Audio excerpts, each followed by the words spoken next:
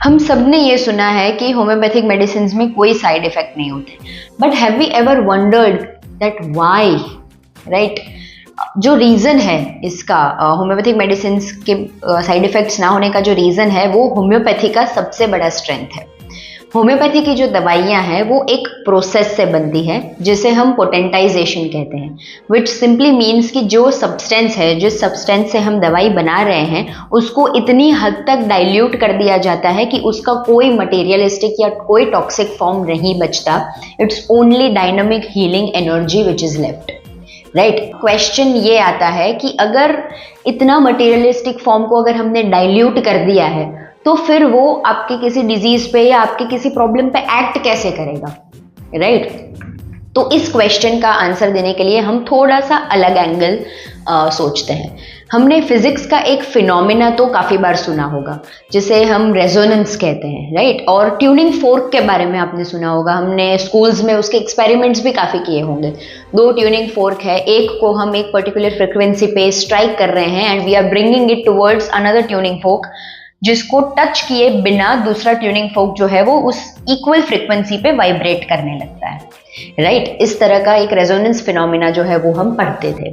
बिल्कुल similar action जो है वो होम्योपैथी की रेमेडीज आपकी बॉडी पे करती है। आपकी बॉडी पे जब वो एडमिनिस्टर की जाती है तो वो किसी भी ऑर्गन या किसी भी फंक्शनैलिटी पे एक्ट नहीं करती, because it is dynamic healing power, because it is energy source, right? तो एनर्जी सोर्स अगर है तो वो कोई भी ऑर्गन या किसी भी फंक्शनैलिटी पे एक्ट नहीं करेगा। It will directly go towards your vital energy, जो कि थोड़ी सी डिस्टर्ब्ड है बिकॉज आपको कुछ डिजीज है, आपको कुछ तकलीफ है।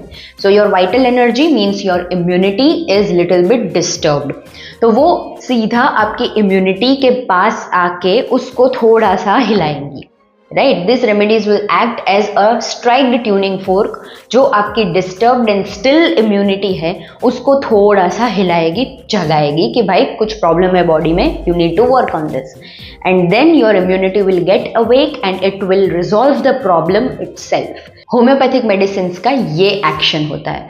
So when there is no materialistic form तो आपके ऑर्गन्स, आपकी फंक्शनैलिटी वो बिल्कुल डिस्टर्ब नहीं होती। इसकी वजह से ये मेडिसिन जो है वो बिल्कुल आपको कोई भी साइड इफेक्ट प्रोड्यूस नहीं करेंगी आपके बॉडी में। And there is a very strong phenomena कि जब भी हमें कोई भी प्रॉब्लम होती है तो it is always your immunity which is getting deranged, क्योंकि अगर आपकी इम्यूनिटी प्रॉपर है तो आपको आपकी बॉडी में प्रॉब्लम नहीं होगी, because your immunity will fight it. लेकिन अगर आपको कोई प्रॉब्लम हुई है, that means that your immunity is not working against it, right? मतलब कि उसको जगाना वो ज्यादा जरूरी है।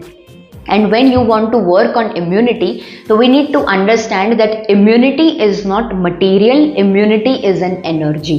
तो अगर immunity पे work करना है और उसके साथ अगर resonate करना है तो energy form देना ज़्यादा ज़रूरी है, ना कि materialistic form, right? So that is the reason why homeopathic remedies does not have any side effect.